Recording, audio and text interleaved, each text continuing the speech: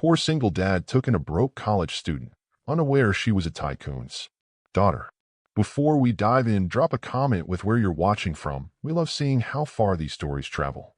It was nearly 11:15 p.m. on a Tuesday when Jonah Reed pushed his cleaning cart down the quiet stacks of the Maple Ridge University Library.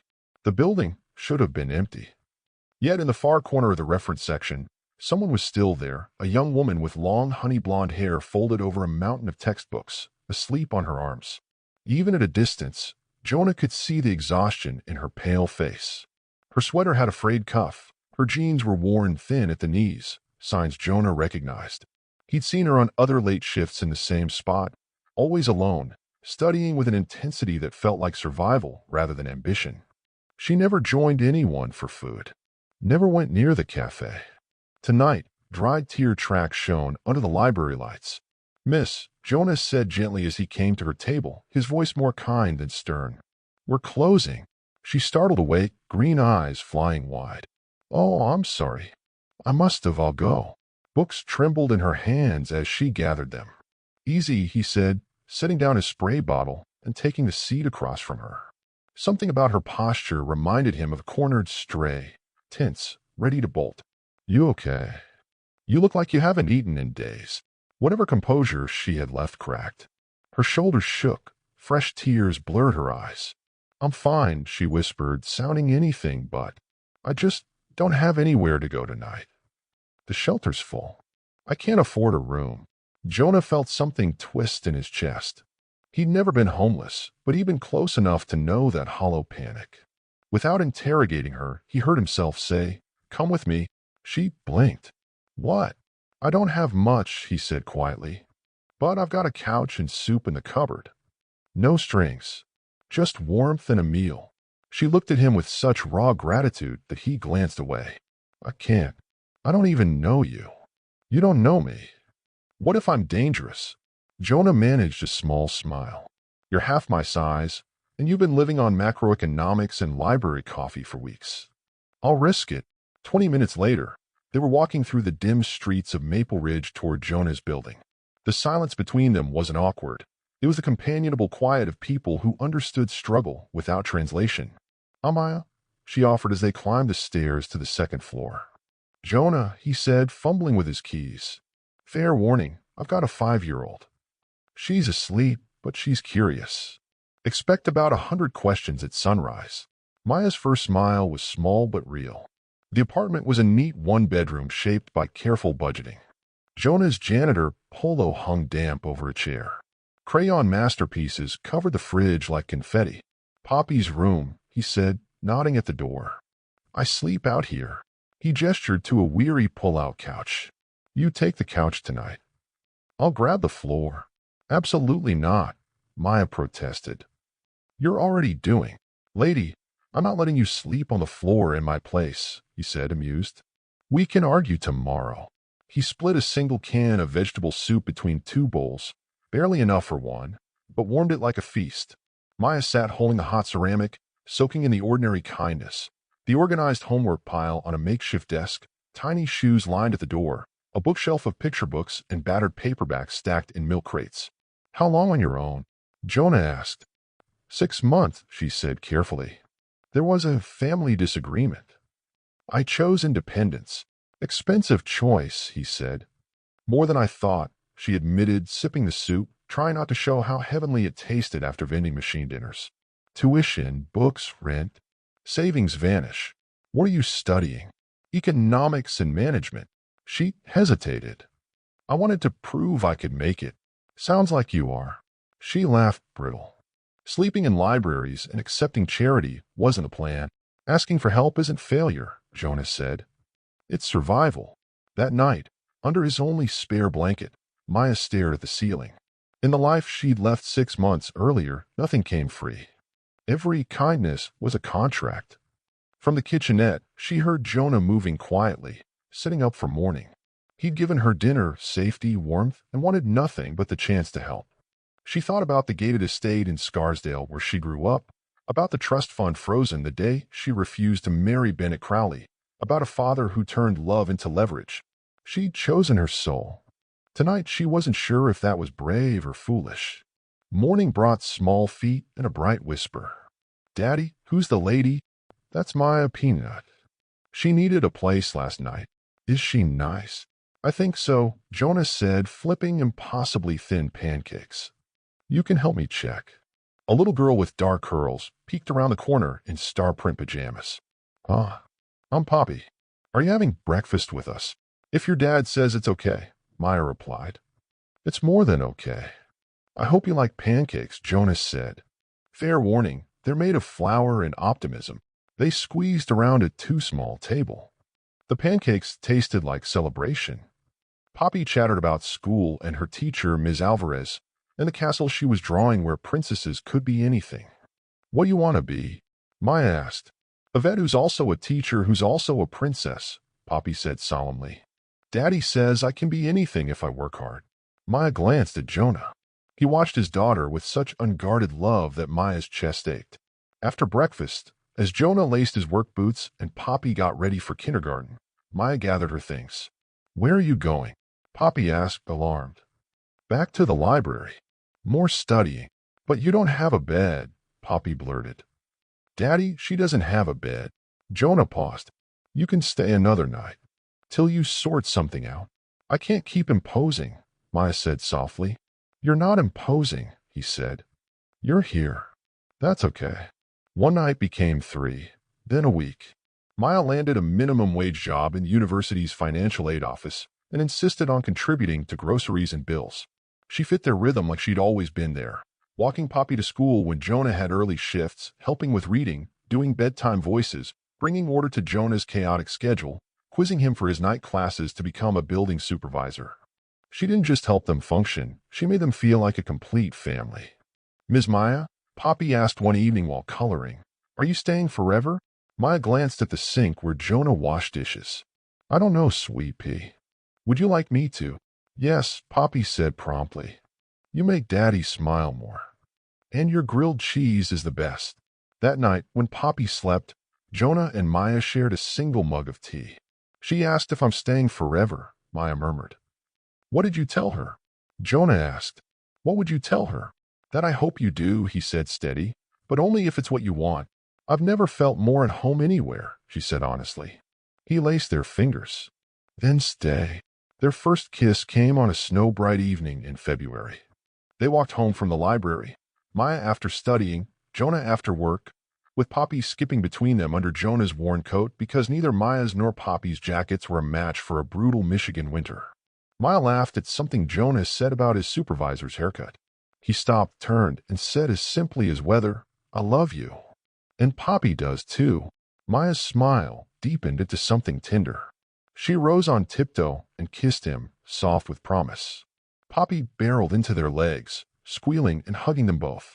In the gently falling snow outside their tired apartment, they felt wealthy in all the ways that count. But someone was watching. For 3 months, they lived happily, unaware of the storm building. Maya excelled at the aid office, explaining loans and scholarships with a calm clarity that soothed panicked freshmen. Jonas sometimes passed by on his rounds, marveling at her quiet authority and wondering about the life she had chosen to leave behind. He never pressed. Then, on a mild April morning, Jonah noticed a black sedan idling across from their building. The next day, it reappeared. Then a gray SUV. Then a navy minivan, always with dark, unreadable windows. Probably Mrs. Lynn's relatives, Maya said, but tension edged her voice. She started glancing over her shoulder. Poppy, intuitive, clung closer. That night, after Poppy was asleep, Jonas said, if there's something from your past closing in, now's the time. Maya was silent so long he thought she wouldn't answer. Finally, my name isn't really Maya Ellis, she whispered. It's Maya Ellison. My father is Victor Ellison. Even people who didn't follow business knew the name. A real estate magnate worth hundreds of millions, glossy profiles, magazine covers. You walked away from all that? Jonah asked. I walked away when he tried to force me to marry Bennett Crowley to cement a merger, she said, voice flat. He gave me a choice, marry or be cut off. I chose me. And you think he's found you? I know he has. The watching cars? That's him. He's planning something. The next morning, Jonah returned from his overnight shift to find 3 men in tailored suits outside his building. The tallest stepped forward. Jonah Reed. Yeah, I'm Victor Ellison. I believe you know my daughter. I think you've got the wrong. My daughter uses the name Maya Ellis, Victor said coolly. Unless you want trouble for kidnapping and fraud, you'll cooperate. Kidnapping? Jonah's voice spiked. She's free to leave whenever she wants. Is she? From what I hear, you've isolated her, made her dependent, convinced her we don't love her. You cut her off, Jonas said, anger rising. I offered a couch and some soup. What do you want in return? Victor's eyes narrowed. Money? A slice of her inheritance? Planning to marry into the trust. I want her happy, Jonas said quietly. That's all. How noble, Victor drawled. Convenient that her happiness aligns with your finances. I know you, Mr. Reed. You're 3 months behind on rent. Your truck needs an expensive fix. You take night classes you can't afford because you're chasing a better life. You're exactly the man who sees my daughter as a ticket out. Shame burned Jonah's cheeks, because the facts were true, not the story. If I wanted money, I'd have asked who she really is. I didn't, he said. Maybe you're smarter than I thought, playing the long game. Victor stepped close, voice dropping. Here's what happens. You convince her to come home, or I ruin you. Your job? Gone. Your landlord? Eviction. Your future here? Over. Are you threatening me? I'm promising you. That evening, Jonah told Maya everything. Fear flashed, then anger, then resolve. I'm not going back, she said. I don't care what he threatens. This is my life. He can destroy me, Jonah said hoarsely. Us. Maya cupped his face, green eyes blazing. Then we face it together. Victor made good on his promise. Petty write-ups piled up at Jonah's job. His night school paperwork went missing. Their once lenient landlord issued a 30-day notice for renovations. Jonah picked up weekend office cleaning to cover costs. Maya tutored students in the same library where she had once napped between chapters. They found a cheaper place across town, smaller, shabbier, a neighborhood Jonah didn't like to cross after dark. They were surviving, but joy wore thin under relentless pressure. Then Victor walked straight into Maya's office. Hello, Mouse, he said, using the childhood nickname like a blade. It's Maya, she said evenly. You need to leave. I'm working. How long will you have this job after I call the university president? Victor asked lightly. We golf on Thursdays. What do you want, Dad? My daughter, he said. Home. This isn't a charade. Maya's voice rose despite herself. It's my life. I'm happy. Happy. He gestured at the cramped space, buzzing lights, peeling floor. Minimum wage? Poverty? A man who can barely feed his child. Yes, she said without hesitation. Because it's mine. I earned it. I earned the right to love someone who values me for me. Victor's expression softened for a breath. I love you. I've only tried to protect you. Then let me choose, she whispered. I can't when you're choosing wrong. They give me what I need, love, respect, she said. When's the last time you asked what I wanted? Victor straightened, determination snapping back into place. 1 week. End this and come home, or I end everything here. Hours later, Maya's supervisor called, budget cuts. Her position eliminated, effective immediately. That night, in their smaller kitchen over a shared can of soup, Maya broke. I can't do this to you, she sobbed. He won't stop. Maybe I should go. Jonah held her as tears burned his own eyes. We'll figure it out. I love you. He can't buy what we have. What do we have? She choked. We're broke. We're tired. It's our life, he said steadily. I'd rather be poor with you than rich without you. From Poppy's room came a small cry. A nightmare. They went together to soothe her, missing the black sedan, settling across the street. Victor was preparing his final move. The next morning, Victor knocked on their door. The threat was gone from his posture. He looked like a tired man out of fights. Jonah and Maya shared a glance. Poppy peeked from behind Jonah's legs. 5 minutes, Jonah said, stepping aside. Victor took in the space, the crayon art, the stacked textbooks, the evidence of a family making much from little. I've been watching you, he said to Jonah, the hostility drained from his voice. You protect her, even when it costs you. And Jonah asked, unconsciously shifting to stand in front of Maya and Poppy. I might have misjudged you, Victor said, sinking into their one good chair. I lost my wife when Maya was 12. I started controlling everything because I was terrified of losing her too. But I'm losing her anyway, aren't I? She loves you, Jonas said carefully. She's just tired of being an asset. I want her safe, Victor murmured. I thought that meant marrying within our world. She doesn't need luxury, Jonas said. She needs respect. Choice. Love for who she is. And you love her for who she is? Victor asked. I love all of her, Jonas said. Her brains, her stubbornness, the way she makes terrible coffee and still insists on brewing it. The 3 books she reads at once and mixes up. I love her laugh. I love her enough to let her go if that's what made her happiest. Victor studied him for a long time, then turned to his daughter. Is this what you want? This life? This man? Yes, Maya said, taking Jonah's hand. This is what I choose. Victor sighed, surrender settling across his shoulders. Then I have conditions. Jonah tensed. Not those kinds of conditions, Victor said, lifting a hand. Dinner. Next week. I want to know the man my daughter loves. I want to apologize. I want to try again as a father. And if you still don't approve? Maya asked softly. Then I'll live with disappointment, Victor said. I'd rather have you in my life on your terms than not at all.